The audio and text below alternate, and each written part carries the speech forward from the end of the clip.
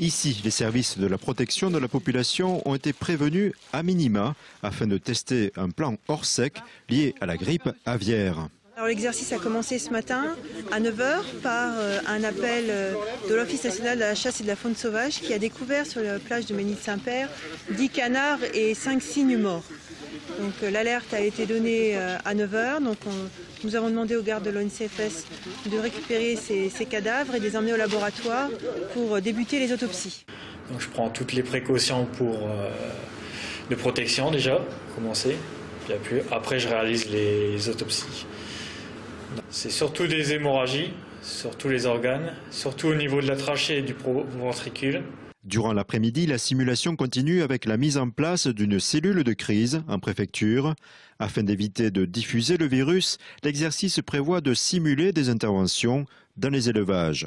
On est en train de ressortir de l'élevage et on est en zone intermédiaire pour se déshabiller et laisser les habits contaminés à un endroit. C'est-à-dire que là, on a considéré qu'il y avait un élevage qui était atteint dans la zone et on est rentré pour aller faire les prélèvements dans l'élevage. La grippe aviaire peut se transmettre à l'homme via les voies respiratoires et la consommation de viande. Le virus étant toujours présent dans le monde, ce test est considéré comme indispensable.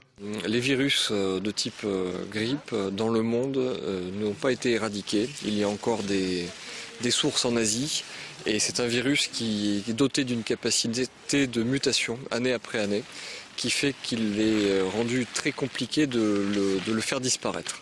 Donc nous devons nous entraîner chaque année pour réagir au cas où ce virus muterait, évoluerait ou se repropagerait dans le monde et arriverait jusqu'en France.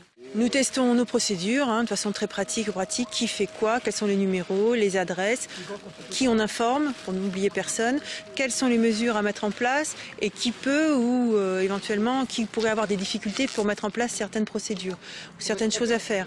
Donc le but c'est de s'en rendre compte avant que la maladie n'apparaisse éventuellement en vrai.